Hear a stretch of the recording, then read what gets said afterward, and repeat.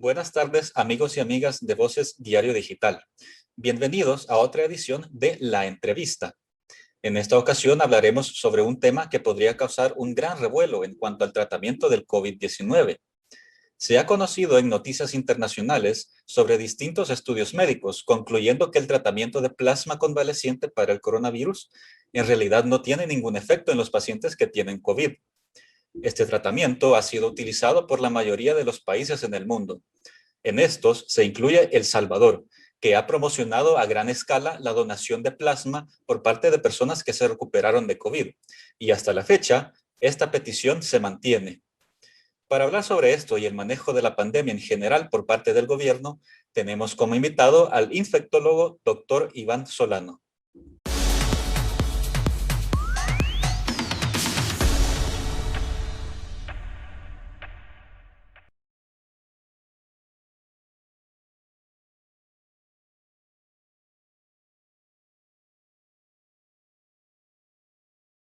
Muy bien, doctor. La primera pregunta sería, ¿qué es el tratamiento con plasma convaleciente para tratar el COVID-19? Bueno, en primer lugar, decirles de que lo que es utilizar un plasma convaleciente en el manejo de enfermedades infecciosas no es nada nuevo. Esto se vino tratando de implementar o se vino utilizando en enfermedades sobre todo virales. Ustedes recuerdan también la pandemia que tuvimos por SARS, que inició en Hong Kong, por el ébola, otro virus. Son enfermedades que en su momento se utilizó también el plasma convaleciente, que es esta sustancia, el plasma, un componente sanguíneo que está lleno de anticuerpos que ha formado el organismo de una persona que sufrió la enfermedad, y que el objetivo es transfundirle a otro que está viviendo la enfermedad para que ya con esos anticuerpos formados de la persona que dona el plasma pueda ayudar a combatir la infección de una manera más rápida. Ese es el principio con el que se busca o el que se ha intentado utilizar el plasma para el manejo de este tipo de enfermedades. Proporcionarle anticuerpos ya formados, proporcionarles un ejército ya formado a nuestro sistema inmunológico para que combata y no los mande a entrenar, pues, sino que ya lleguen a combatir directamente, ¿verdad? Como le digo, desde las pandemias del 2012, la ébola, la del SARS, pues este tipo de tratamiento se buscó implementar y en estas enfermedades no demostró ser efectivo. De ahí que con el aparecimiento de la COVID-19, al tratarse de un nuevo virus y que también este virus era un coronavirus que produce la COVID-19, que conocemos como el SARS-CoV-2, pues basados en esas experiencias y en ese concepto de tratamiento, se comienza a probar el plasma como opción de tratamiento en pacientes que habían desarrollado una infección moderada a severa, una neumonía moderada severa por el SARS-CoV-2. Quiero decirles de que en las anteriores enfermedades virales que mencioné, al final de cuentas, no demostró ser efectivo esta modalidad de tratamiento. ¿Sí? ¿Cómo se determinó de que no fue efectivo para las enfermedades anteriores? A través de estudios clínicos, como todo en la medicina. Se hacen estudios clínicos controlados, ensayos clínicos controlados, en los cuales se busca determinar si un medicamento, en este caso el plasma, pues funciona o no funciona, y es a través de esa manera que se llegó a esas conclusiones. Ahora bien, con respecto a la enfermedad por el SARS-CoV-2, se comienza a utilizar el año pasado y aparentemente ¿vea? En base a los datos que el día a día nos mostraba en la atención de los pacientes, había un beneficio en el tratamiento. Sin embargo, eso era las experiencias personales y anecdóticas que pudiéramos nosotros tener. Que se comienzan a hacer estudios clínicos ya bien científicos, ya bien detallados, que llegan a la conclusión desde finales del año pasado, pero el más importante, hace poco, porque fue el estudio más grande, que involucró mayor cantidad de pacientes, que es el estudio Recovery, patrocinado por la Organización Mundial de la Salud. Recientemente fue publicado en una revista británica, The Lancet, donde se demuestra y se concluye que dar plasma convaleciente a pacientes enfermos por la COVID no es efectivo, no altera la historia de la enfermedad, no altera mortalidad, ¿verdad? Y que se recomienda que no se utilice como opción de tratamiento. Así llegamos a esa conclusión a través de estudios clínicos diseñados metodológicamente fuertes que demostraron eso. Al principio de todo esto el año pasado, cuando se comenzó a hablar del plasma, también hablaba mucho de la importancia de que no todo plasma de paciente que ha pasado la enfermedad puede servir para el tratamiento. Lo que se busca es un plasma que tenga la suficiente cantidad de anticuerpos, que se llaman aquí anticuerpos neutralizantes, para lograr el tratamiento efectivo. Y se recomendaba en su momento de que había que medir niveles de anticuerpos circulantes. Aunque esa metodología es sumamente costosa en cuanto a dinero y además para poder ejecutarla necesitaba usted personal capacitado. Eso lo hacía desde el punto de vista, lo hacía poco viable y práctico a la hora de estar de cada plasma que nosotros recibíamos en un banco de sangre, hacerle esa prueba para saber.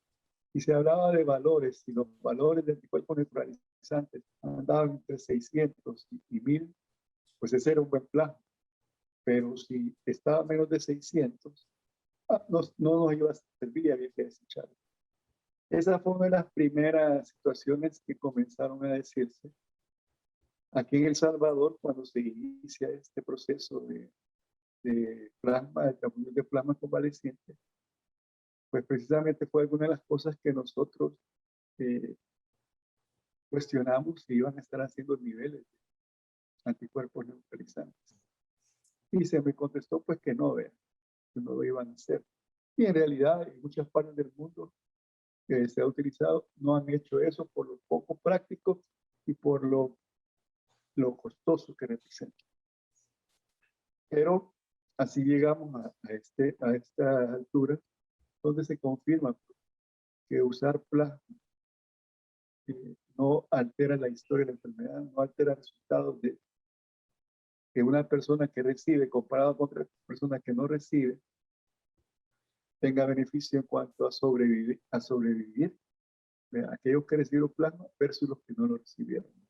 Prácticamente los estudios dicen que no hay ningún beneficio en cuanto a mortalidad. ¿Usted considera que el gobierno salvadoreño acertó en su decisión de empezar a utilizar plasma convaleciente? Mira, recordemos una cosa, no solo el gobierno salvadoreño, muchos países, la gran mayoría de países adoptó esta modalidad de tratamiento y otras también en su momento, ¿vea? Y se comenzaron a aplicar porque recordemos que esta es una nueva enfermedad, era una nueva enfermedad, ya pasó un año más en El Salvador, o ya no es nueva, ya la conocemos más, pero en su momento era una nueva enfermedad altamente transmisible y que impacta mucho en la mortalidad. Por lo tanto, es válido desde el punto de vista médico, mientras no se demuestre lo contrario y ante una situación de alarma mundial, de alerta mundial y el impacto que tiene esta enfermedad en la vida de las personas, utilizar un tratamiento X, y en este caso el plan. Por lo tanto, yo no criticaría ni cuestionaría ese hecho. Ahora bien, el punto es el siguiente, y ahí sí, mi punto de vista es contundente.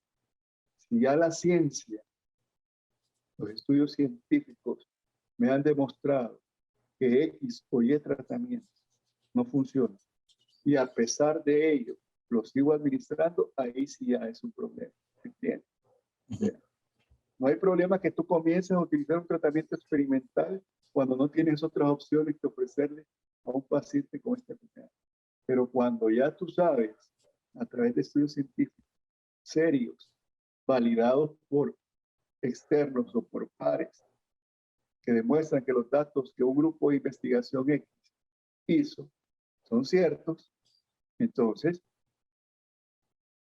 los que pretendemos aplicar medicina basada en evidencia y la Dirección Nacional de Medicamentos debería de aplicar medicina basada en evidencia en cuanto a la decisión de utilizar o no determinados tratamientos. Pues, hoy que ya hay suficiente evidencia, debe de suspender y de continuar, ¿ya?, aplicando tratamientos que no funcionan. Y ese es el problema de nuestro gobierno, ¿ya?, que todavía seguimos utilizando, por ejemplo, ivermectina, ¿ya?, acitromicina, suplementos nutricionales como la vitamina C, el zinc y las otras vitaminas, vitamina D, ¿ya?, dentro de los famosos kits que le envían a la persona que es diagnosticada con COVID. Lo siguen utilizando a pesar de que ya hay suficiente evidencia científica que dice que no hay que usar. Ese es el pecado, ¿sí? ¿Usted considera que el gobierno debe dejar de utilizar el plasma convaleciente? Por supuesto que lo debe dejar de utilizar. ¿Por qué?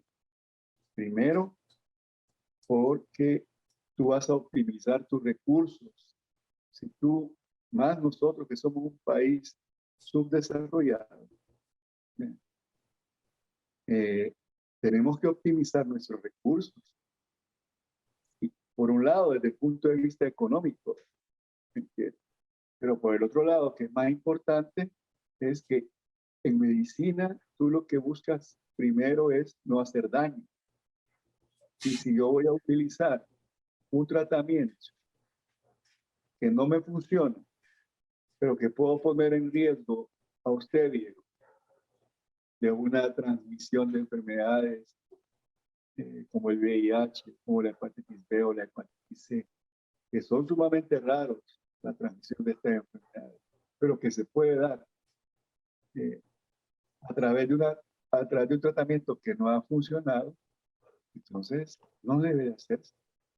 Eso es lo que nos enseñan en la escuela de medicina, ¿bien?, y aquellos que queremos hacer medicina basada en evidencia científica, pues buscamos que sea nuestra forma de trabajar, ¿no?, y de implementar en los tratamientos y en los métodos diagnósticos a nuestros pacientes. No debe ser una medicina basada en ocurrencias, o una medicina basada en coincidencias, o una medicina basada en buscar réditos electorales. Querer transmitir a la población de que tu gobierno no te abandona, ¿sí?, que tu gobierno se preocupa por tu salud, ¿sí? Entonces, ese es el pecado.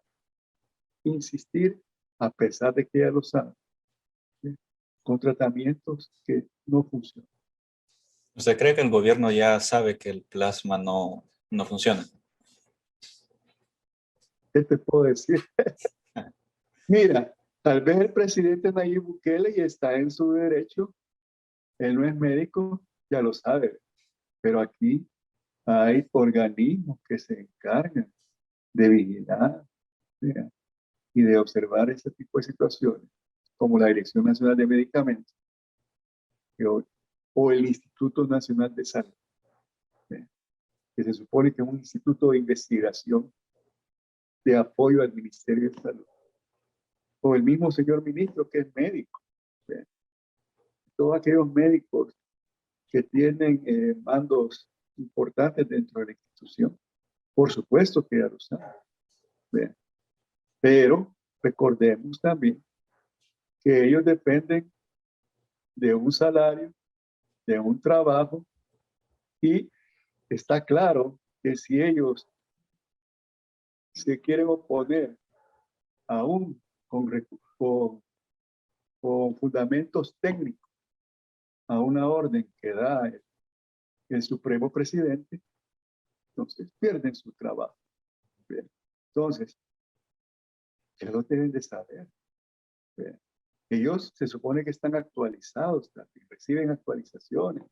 La OMS da alertas, da recomendaciones, etcétera, etcétera. Sí, es decir, no ha de ser fácil también decirle a la población en general que después de tanto tiempo de pedir plasma convaleciente y decir que está salvando a pacientes de coronavirus, hoy ya de repente digan, no funcionó el esfuerzo. Pero es que mira, es que ese no es el pecado, porque vuelvo y repito, o sea, como ellos mismos utilizan de pretexto que tú has escuchado, lo que dicen, miren, que nadie estaba preparado para la pandemia. Entonces, nadie en este mundo, dicen, pero ellos se escudan demasiado en esa ignorancia que el mundo tenía en su momento. Pero ahora ya estamos, marzo 2020, pues estamos en mayo de 2021 y ya hay suficiente evidencia de que no funcionan muchas cosas.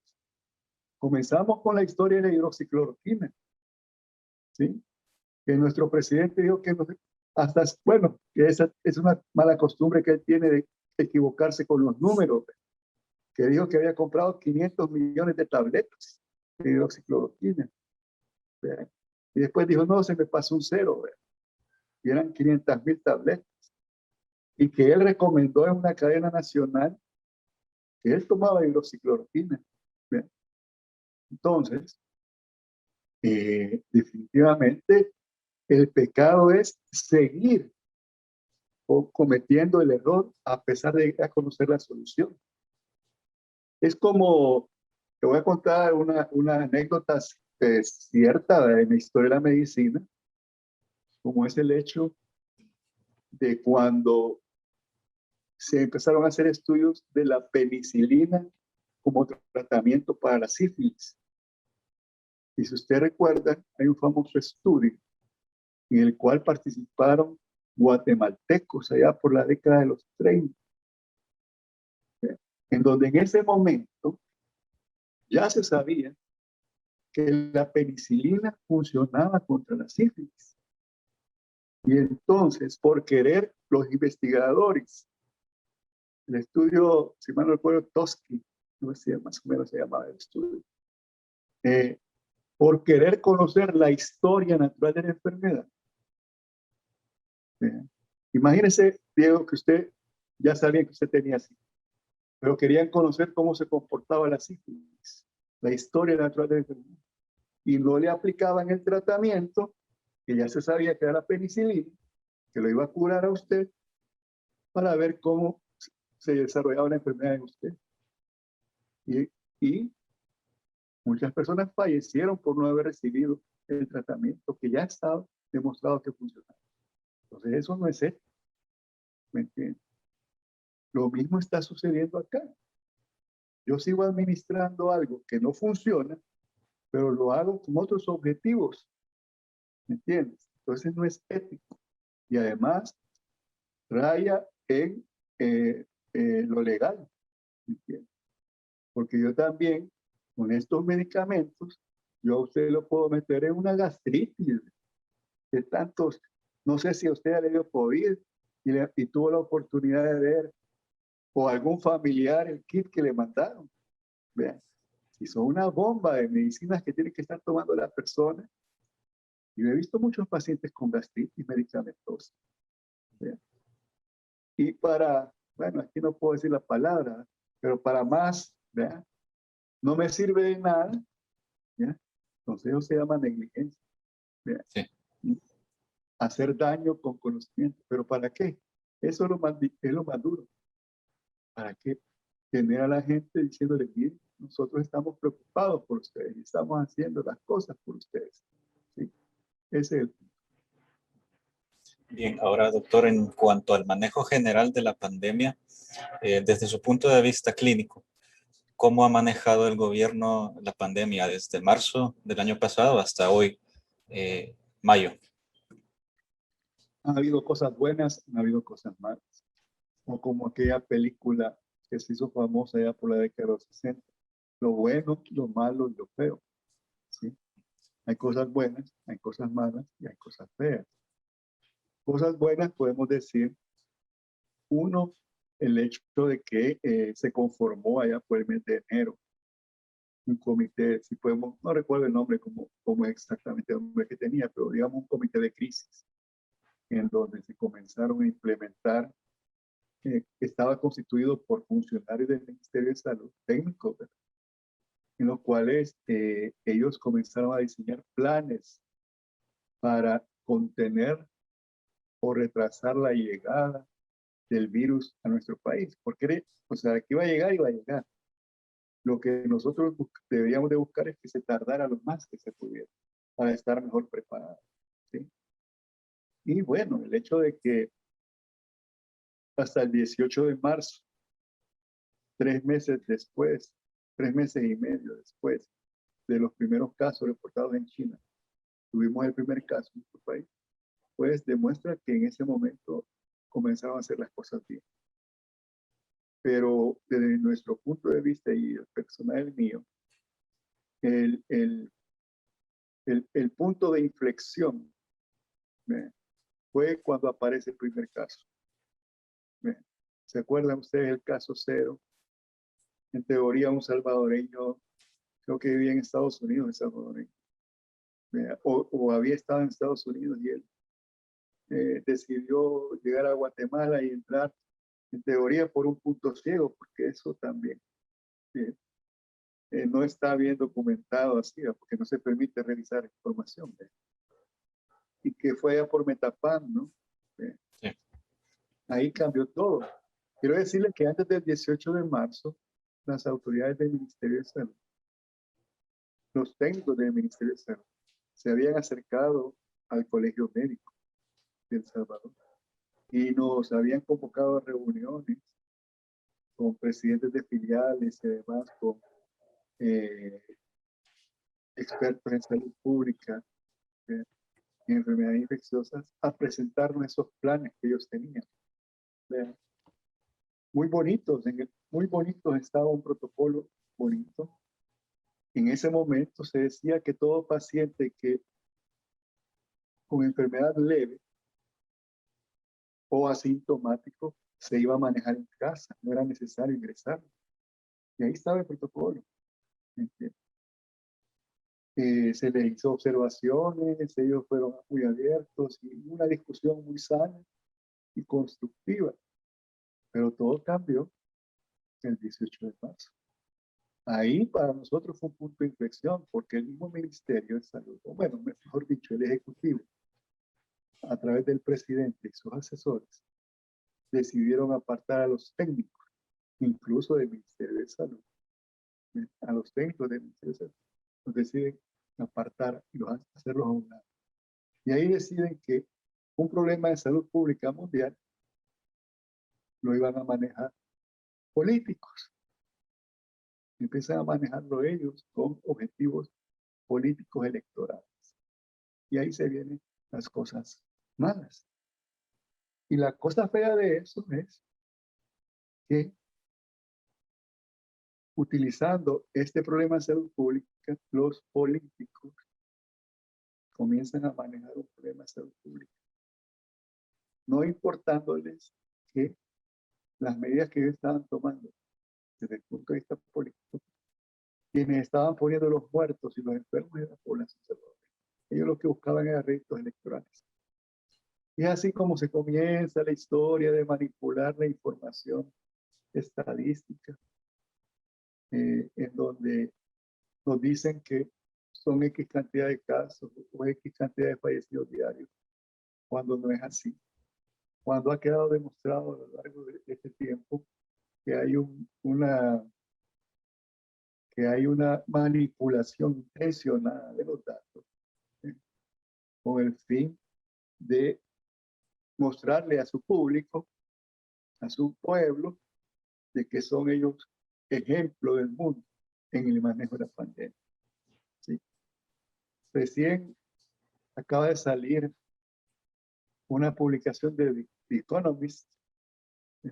Donde El Salvador, en Latinoamérica, tomando en cuenta los datos, los datos oficiales, porque sabemos que nadie puede acceder a los datos verdaderos de la pandemia de El Salvador, porque hay información reservada, ¿sí? Entonces, The Economist publica una serie de datos y una serie de gráficas donde se demuestra que El Salvador es el segundo país en América Latina con la mayor tasa de mortalidad de exceso de mortalidad por COVID en América Latina, con un 17 punto y algo, creo que 0.1%. Imagínense, y eso utilizando los datos oficiales que nos presentan. Imagínense cómo sería la realidad. O sea, cuando también Comures, cuando también el equipo del doctor Oscar Picardo de la UFG han demostrado, bueno, creo que LPG Datos también, o el diario de hoy, no me acuerdo, la unidad de investigación, logran demostrar que hay más o menos en lo que es cada una de estas instituciones que les mencioné, hablan de un subregistro sumamente importante, pero en promedio un subregistro del 600% en la cantidad de fallecidos y de más o menos un 400% en la cantidad de casos nuevos, los casos que se dan antes. Y eso es manipulación intencional de la información. Entonces, eso es lo peor. Sobre este tema, doctor, ¿cómo se encuentra ahorita el país en cuanto a infectados de COVID? Bueno, mire, la situación en general, hay casos comparados a los últimos, antes de la Semana Santa, ha habido incremento de casos, ha habido incremento de fallecidos, pero la cantidad no es lo suficiente como para hacer colapsar al sistema de salud como se vio durante la pandemia, durante los meses de junio y julio del año pasado. En aquel momento, usted debe recordar que los 31 o 32 hospitales del sistema público del Ministerio de Salud habían pacientes hospitalizados por todo, ¿sí? Y vimos escenas tristes e impactantes de pacientes que estaban tirados en el suelo, ahí en el parqueo, en el estacionamiento del Hospital General de Seguro Social, ¿ya? Porque no habían camas. Y les ponían algunos colchonetas, otros en el mero cemento, ahogándose con los tambos de oxígeno. Entonces, en ese momento estuvo colapsado el sistema de salud. Pero en estos momentos, afortunadamente, sí ha habido un incremento sostenido de casos. Pero no. Bueno, antes de continuar ahí, recuerde usted que una vez que pasó esa crisis, allá por el mes de agosto y septiembre comienzan a bajar los casos. ¿Sí? Sí. Y cambia la política del ministerio. Viene y comienza a cerrar todos esos áreas de los hospitales que atendían pacientes COVID y todo lo comienzan a atender en el hospital de Salvador. Cosa que al momento se ha mantenido. Si usted va al hospital de Sensultepec y después de la evaluación médica le dicen, fíjese Diego, que usted tiene una neumonía, requiere ingreso, no lo dejan en Sensultepec, como lo hicieron en su momento el año pasado, sino que le dicen, lo tenemos que referir al hospital de Salvador. O sea, todo paciente referido aquel que merece ingreso es referido al Hospital Salvador.